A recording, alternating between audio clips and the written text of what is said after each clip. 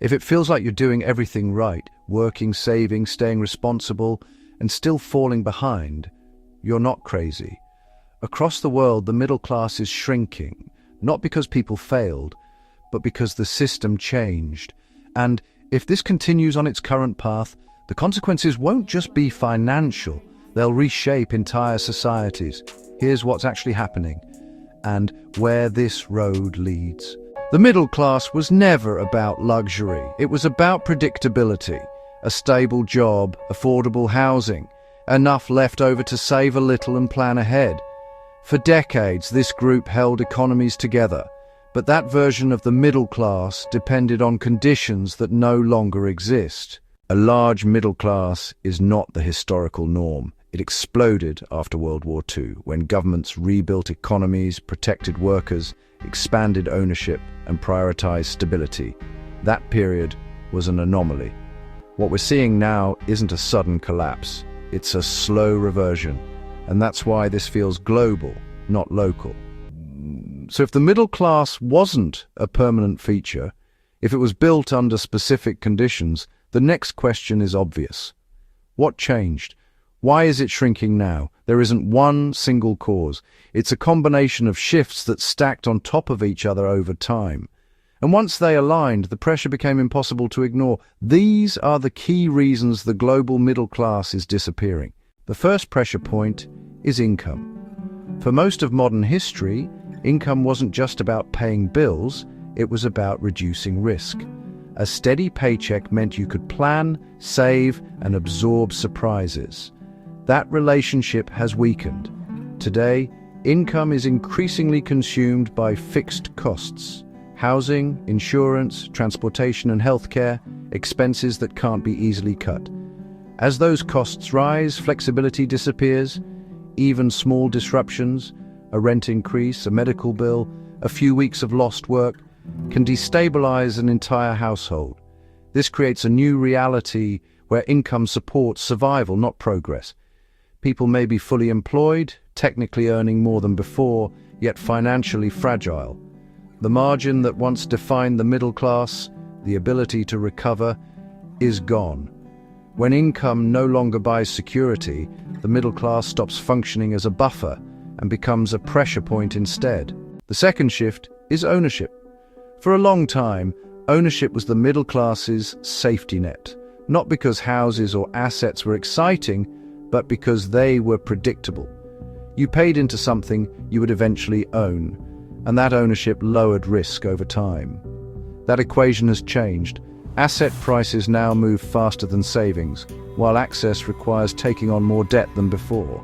Rent absorbs money that would be used to build equity.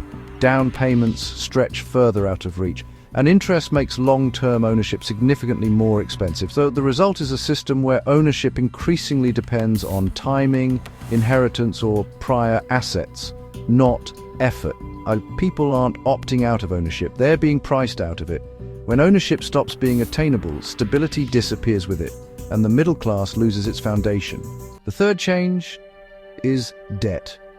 Debt used to be a temporary tool. You borrowed for something specific, a home, an education, and paid it down as life moved forward. Today, debt plays a very different role. As costs rose and stability declined, borrowing stopped being optional. It became the bridge between income and basic living. Credit cards cover shortfalls, loans replace savings, monthly payments become permanent. This changes behavior. People delay decisions, avoid risk, and focus on keeping their balance from getting worse rather than improving it. Debt doesn't just take money, it takes flexibility.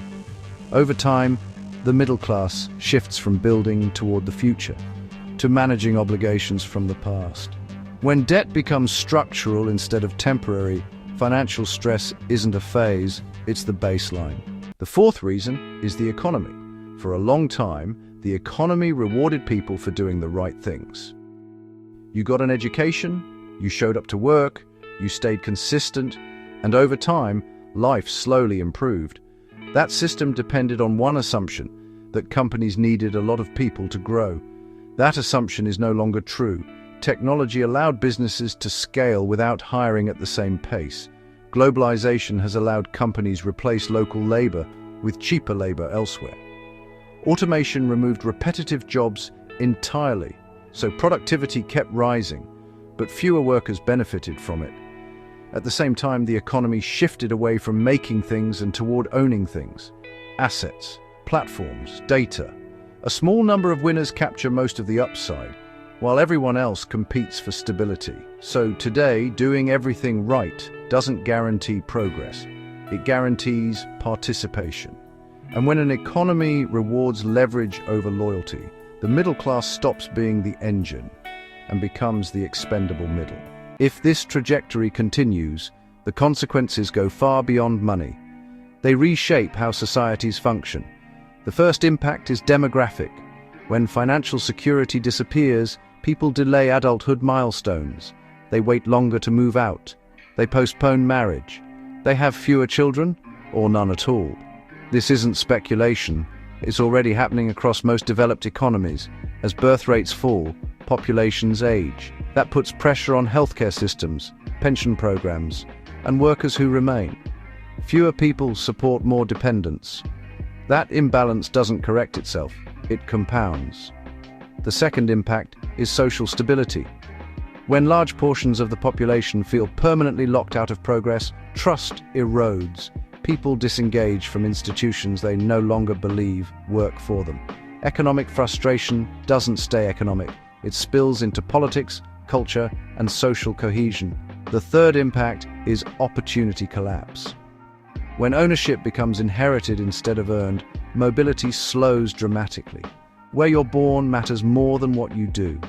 Entire professions that once supported middle-class lives quietly disappear, replaced by lower pay, service roles, or automation.